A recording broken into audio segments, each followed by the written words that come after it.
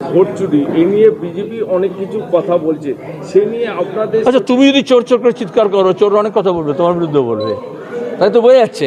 ঠাকুরগড়ে কে রে বলে, আমি তো কলা খাইনি। তা আমরা বলেছি ইন্ডাস্ট্রিয়াল স্কেলে চুরি হয়েছে, ভোট চুরি হয়েছে, ভোটার লিস্ট থেকে, ভোট কেন্দ্র থেকে, ভোট গণনায়।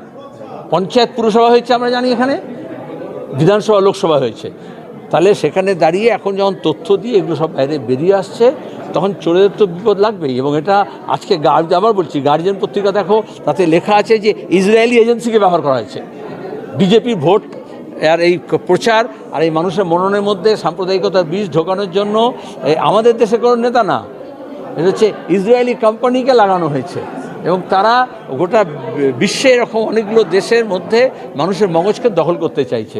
সুতরাং আমাদের যে সাংবিধানিক প্রতিষ্ঠান আছে, শিক্ষা প্রতিষ্ঠান আছে, আমাদের যে কমিশনগুলো আছে, সেইগুলোকে দখল করে নিয়ে বিজেপি বা তৃণমূল মিথ্যাচার করছে এবং ভুল পথে পরিচালিত করছে। এই জন্য সাংবিধানিক প্রতিষ্ঠানগুলোকে তার সমমহিমায় ফিরে আসতে হবে। সেটার জন্য ডেমোক্রেটিক স্পেস দরকার, গণতান্ত্রিক পরিবেশ দরকার।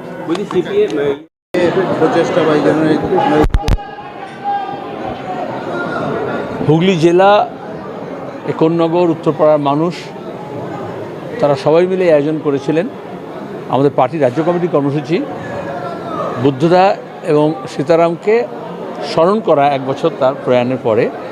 আমরা এটা বক্তৃতা মালা না করে বক্তৃতা গুচ্ছ করলাম। এবং নতুন প্রজন্মের জন্যই তো কাজ করছিলেন, তাদের শিক্ষা, তাদের কাজের দাবিতেই তো লড়াই, তাদের ভবিষ্যতের জন্যই তো লড়াই করে গেছেন তারা। এবং তারা যখন নেতা হয়েছেন, যে বয়সে হয়েছেন, 80-র দশকের গোড়ায়, গোটা সভাপতিও কমিটিতে গেলেন, সেন্ট্রাল কমিটিতে, সেই জন্য সেই প্রজন্মকে আমরা এগিয়ে নেওয়ার চেষ্টা করছি। এরকম 100 জন আমাদের আন্দোলন সংগ্রাম সংগঠন থেকে যারা উঠে এসছে, তাদের কয়েকজনের 10% প্রতিনিধিকে নিয়ে আমরা এখানে বসলাম। আজকে আলোচনা হলো এবং প্রবন্ধ প্রতিযোগিতা হয়েছিল, সেখানে পুরস্কৃত করা হলো। আর অনেকেই আছে যারা দূর থেকে পুরস্কার দিতে আসতে পারেনি, পরীক্ষা আছে, তাদেরকে আমরা পুরস্কার পাঠিয়ে দেবো। আর এই প্রোগ্রামটা একটা অভিনবত্ব ছিল, নতুনত্ব ছিল, তাতে যারা অংশগ্রহণ করেছেন তাদের উৎসাহ আমাদেরকে আরও উৎসাহিত করেছে। আগামী কয়েক মাস পরেই বিধানসভা নির্বাচন হবে রাজ্যে, সেখানে এই যারা আজকে আমরা দেখলাম নবীন, যারা কয়েকজন ইতিমধ্যেই পরিচিত দলের, আসলে যারা ভোটে দাঁড়ায়, মিডিয়া তাদেরকে নিয়ে ছোটাছুটি করে, বাকিদের দিকে আর তাদের ক্যামেরা ফোকাস হয় না। কিন্তু আমি বললাম, এরকম কয়েকশো জন আমাদের কমরেড রাজ্য জুড়ে, কোথাও 100 দিনের কাজের প্রশ্নে, কোথাও হচ্ছে তোমাকে জব বাঁচানোর জন্য, কোথাও দুর্নীতির বিরুদ্ধে, কোথাও শিক্ষক নিয়োগের দাবিতে, সুষ্ঠু নিয়োগের দাবিতে, তারপরে জমি উদ্ধার, জমি মাফিয়ার কাছ থেকে, পরিবেশকে বাঁচানোর জন্য, কৃষকের সমস্যার সমাধানের জন্য, শ্রমিকদের মজুরির জন্য এই লড়াই লড়ছে। সেই লড়াইয়ে কি হয়, আমাদের দেশের মিডিয়া হচ্ছে ভীষণ শহর কেন্দ্রিক, তারা হচ্ছে বড় মেট্রোপলিসে কিছু হলে তবে জানায়। কিন্তু নতুন প্রজন্মের উপর নানান সমস্যা বেরিয়ে আসছে। এই যে আজকেও দেখবে IIT খড়গপুরে হচ্ছে তোমার গিয়ে একজন আত্মহত্যা করলো বা তার মৃতদেহ পাওয়া গেল 9 মাসে, এই বছরে 6 জন। আবার অন্যদিকে এই ধরনের প্রতিষ্ঠান তৈরি করা হয়েছিল যারা শিক্ষিত হবে, উচ্চ মাইনের টাকা মাইনে পাবে এবং বিদেশে চলে যাবে, আমেরিকায় চলে যাবে। এখন আমেরিকা বলেছে এত টাকা দিয়ে অভিবাসন নিতে হবে, ট্রাম্প যা বলছে, যাতে তারা বাইরের কেউ যাতে না যায় তাকে নিরুৎসাহিত করছে। তো সেখানে দাঁড়িয়ে আরও বেশি হতাশা বাড়বে। আমাদের শিল্প, ব্যবসা, বাণিজ্য, কৃষি, এক্সপোর্ট, এ সবের ওপর হচ্ছে একটা আঘাত আসছে, যেভাবে তারিফ যুদ্ধ ঘোষণা করেছেন ট্রাম্প। তাহলে আমরা যারা বুদ্ধদা এবং সীতারামের উত্তরসূরি, নতুন প্রজন্মকে আমরা এই জন্যই সাম্রাজ্যবাদ বিরোধী, এবং যেখানে এমন একটা সমাজ তৈরি হোক যেখানে জাত পাত ধর্ম বর্ণের নামে একে অপরকে শোষণ করবে না, আর যেখানে একটা জাস্ট ইকুইটেবল সোসাইটি তৈরি হবে, যেখানে ন্যায়ের ওপর প্রতিষ্ঠিত এবং সবার সমান অধিকার স্বীকৃত হবে, সেই লড়াই আমরা লড়ছি। তার মধ্যে বিধানসভা নির্বাচনে আসবে 26-এ। কিন্তু নির্বাচন কী হবে? এখন আজকে কাগজে দেখেছো, গার্ডিয়ানে দেখেছো কী বেরিয়েছে, বিজেপির মতো দল, তৃণমূলের মতো দল দেশি বিদেশি এজেন্সি ব্যবহার করছে। আমরা এখানকার দেশি কোম্পানি জানতাম, এখন সরকারি বেসরকারি নানান প্রতিষ্ঠানকে নিয়ে নির্বাচন কমিশনকে পর্যন্ত কুক্ষিগত করে ভোটটাকে লুট করছে। কিন্তু গণতন্ত্র যদি শেষ করে, মানুষ তো শেষ কথা সেখানে হবে না, সেখানে গণতন্ত্র পুনঃপ্রতিষ্ঠার জন্য আরও জোরদার লড়াই হবে, সেই হক এবং অধিকার প্রতিষ্ঠার জন্য সেই লড়াইয়ের প্রস্তুতি হচ্ছে। কিন্তু দাদা, এর আগে তো এই ধরনের দেখা যায়নি, নির্বাচন কমিশনকে সুপ্রিম কোর্টে ডাক করা হচ্ছে বা সুপ্রিম কোর্টে। এর আগে এরকম, এর আগে ফাঁসির সরকার দেখেছে আমাদের দেশ? হিটলারের সময় দেখেছে, জার্মানি দেখেছে, নতুন প্রজন্ম জানেই না কেন রবীন্দ্রনাথ থেকে আরম্ভ করে রোমারওয়ালা কেন ফাঁসিবাদের বিরুদ্ধে মুখ খুলেছিলেন। তাহলে মুখ খুলতে হয়, যত অধিকার কেড়ে নেবে তত বেশি বলতে হয়। এবং এই ফাঁসিবাদী যে দাপট দেখাচ্ছে আজকে বিজেপি, তার আগে পশ্চিমবঙ্গে বামপন্থাকে গণতন্ত্রকে শেষ করার জন্য আরএসএস তৃণমূল তৈরি করে এই কাজটা করেছিল, যেখানে মানুষ অধিকার কেড়ে নেবে। মমতা ব্যানার্জি বলেছিলেন কী লিখবে কী লিখবে না, কী পড়বে কী পড়বে না, সব উনি ঠিক করে দেবেন। এগুলো সবই ছিল প্রিকারসার। এবং এই যে ভোট লুট দেখছো, যেটা ডায়মন্ড হারবার মডেল হচ্ছে, এটা এখন গোটা দেশে মডেল হচ্ছে। এই যে শিক্ষক নিয়োগের দুর্নীতি দেখছো, আগে ব্যাপক কাণ্ড করেছে বিজেপি, এখন আমাদের এখানে সর্বত্র শিক্ষক নিয়োগের দুর্নীতি হচ্ছে। তাহলে আমাদের যে সেকুলার ডেমোক্রেসি আছে সেটাকে শেষ করে দেওয়ার চেষ্টা হচ্ছে।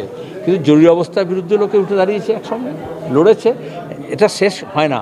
মানুষের চিরন্তন স্বভাব যে তারা এই ধরনের আক্রমণ যত বেশি আসবে তাকে মোকাবিলা করার জন্য তারা তৈরি হবে। প্রত্যেক প্রজন্ম এই যে সমস্যাগুলোর সম্মুখীন হয় সেই সমস্যা থেকে মুক্তি পাওয়ার জন্য কৃত কৌশল কায়দা তারা রপ্ত করে। এই জন্য নতুন প্রজন্মের উপর ভরসা রাখতে হয়। পুরো দক্ষিণ পন্থা যেটা বলছে সেটা কি আশঙ্কা হয়? ইতিমধ্যে আছে গোটা বিশ্বে। ট্রাম্পকে কী দেখছো, মোদিকে কী দেখছো, নেতানিয়াহুকে কী দেখছো, মমতাকে কী দেখছো? এরা সব হচ্ছে একেবারে সেম স্কুল অফ থটস, যারা হচ্ছে মানুষের অধিকার মনে করে না, মেগালোমোনিয়া, নিজেকে শ্রেষ্ঠত্ব প্রমাণ করার জন্য একেবারে রেশনের ব্যাগ থেকে আরম্ভ করে এই বাচ্চার স্কুলের ব্যাগে ইউনিফর্মে সবাই নিজের ছবি লাগিয়ে দেবে। আর তারপরে হচ্ছে তারা ছাড়া অন্য কেউ কিছু নেই। ইতিহাস, শিক্ষা, দর্শন, মতাদর্শ এই সবটাকে ধুয়ে মুছে সাফ করে দেবে। এই যে নীল সাদা রং বা গৈরীকরণ যেটা হচ্ছে, এটা শুধু রং নয়, এটা হচ্ছে মানুষের চিন্তা ভাবনার মধ্যে একটা প্রলেপ দেওয়ার চেষ্টা করা হচ্ছে। এই জন্য উগ্র দক্ষিণপন্থা যখন মাথা ছাড়া দিয়ে ওঠে, তার প্রথম শর্ত হয় যে বামপন্থাকে তারা শেষ করতে চায়। এই জন্যই আমাদের এখানে সব সালে একরা হয়েছিল এবং বুদ্ধ ভট্টাচার্যের নেতৃত্বে যখন বামফ্রন্ট সরকার চলছিল, তখন দেশি বিদেশি প্রতিক্রিয়া শক্তি এককাট্টা হয়ে তার আগে বামপন্থাকে শেষ করার চেষ্টা করেছে। বামপন্থা যদি শেষ হয়ে যায় তাহলে নারায়গা বাঁশ না বাজে কি বাঁশরি, কিন্তু বামপন্থা শেষ হয়নি। আজকের কর্মসূচির প্রমাণ প্রতিদিন প্রতিনিয়ত। আজকে এখানে যখন আমি কথা বলছি তখন কোথাও বীরভূমে, নাহলে মেদিনীপুরে, নাহলে গতকাল থেকে যেটা ফারাক্কায়, নাহলে শিলিগুড়িতে কোথাও না কোথাও মানুষকে নিয়ে বামপন্থীরা লড়াই লড়ছে।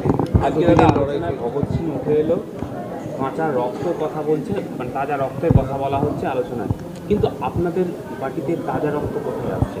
কাদের দেখলে তুই চোখ বন্ধ করে রাখলে মুশকিল আছে। একমাত্র শুনে নাও, একমাত্র সিপিআইএম গর্বের সঙ্গে এটা বলতে পারে, একমাত্র, অন্য কোনো দল নয়। বাকিরা সব ভাড়াটে মাল নিয়ে এসছে, গোদাম থেকে মাল নিয়ে এসছে, এর গুদাম থেকে ওর গুদামে নিয়ে যাচ্ছে, ওর গুদাম থেকে যাচ্ছে, আর তোমাদের শোরুমে সেগুলো বাজাচ্ছ তোমরা। আর আজকে এখানে যাদেরকে দেওয়া হয়েছে কাউকে দলবদল করে নিয়ে আসতে হয়েছে, কোনো টলিউড বলিউড থেকে নিয়ে আসতে হয়েছে? তারা আন্দোলন সংগ্রাম থেকে উঠে এসছে। যখন কলেজে বিশ্ববিদ্যালয়ে ছাত্র সংগঠন করতে দেওয়া হচ্ছে না, যখন গণতন্ত্রের কথা বলতে দেওয়া হচ্ছে না, তখন গণতান্ত্রিক আন্দোলনের মধ্যে থেকে এই তাজা রক্ত চলে এসছে। আর বাকি সব দেখবে বাসি মাল আছে, বিজেপি আর তৃণমূলের যা আছে সব পচা এবং বাসি মাল। তার মানে 2026-এ নতুন প্রজন্মই বেশি দেখতে পাবো? এটাই নিয়ম, এটাই নিয়ম। তোমাদের পেশায়ও পরিষ্কার বলছি আমি, যে কোনো পেশায়, সে হচ্ছে অর্থনীতিতে হোক, সে হচ্ছে চিকিৎসায় হোক, বিজ্ঞানে হোক, গবেষণায় হোক, ইঞ্জিনিয়ারিংয়ে হোক, ব্যবসায় বাণিজ্যে হোক, আইটি সেক্টরে হোক, নতুন প্রজন্ম যেখানে উঠে আসে সেটাকে আরও কয়েক ধাপ তারা এগিয়ে নিয়ে যায়। তা নাহলে ধরকাটি তো ধরে আছি বলে। আমাদের বাংলার মিডিয়া তো চৌপাট কেন? কারণ সেখানে নতুন রক্ত আসছে না, এখন নতুন চাকরি দিচ্ছে না, সব স্ট্রিঙ্গার রেখে দিয়েছে, নাহলে কন্ট্রাকচুয়াল রেখে দিয়েছে। আর ওই যারা পুরনো আছে তারাই আছে। দূরদর্শন কেন দাঁড়ালো না বাজারে? টেলিভিশন চ্যানেল দাঁড়ানো না কেন? কারণ তারা ওই পুরনো লোকজনকে নিয়েই তা চালিয়েছে। নতুন প্রযুক্তিকে ব্যবহার করে সৃজনশীলতার মধ্যে যারা কাজ করবে তাদেরকে এগিয়ে আসতে হবে, এগিয়ে দিতে হবে। সিপিআইএম, কমিউনিস্টরা বরাবর করে। বুদ্ধদা এবং সীতারামকে 80-র দশকে এইভাবেই তারা, তখনকার নেতারা জরুরি ঠিক চিনেছিলেন এবং তাদেরকে তারা নেতা বানিয়েছিলেন। আজকে আমরা সেই ধারা বজায় রেখেছি। এই জন্য কোনো বিখ্যাত কোনো বক্তাকে না নিয়ে আমরা তো এই জন্য বললাম, এবং প্রত্যেক জেলায় এরকম 25 জনকে নিয়ে আমরা এরকম সভা করতে পারি। মহালয়া কালকে, তারা কিন্তু পুজোর উদ্বোধন করে দিল। আচ্ছা, কোনো নিয়ম মানা হয়? যারা সংবিধান মানে না, যারা আইন মানে না, তারা পাঁচই মানবে ভেবেছো? একটা কথা, কংগ্রেস থেকে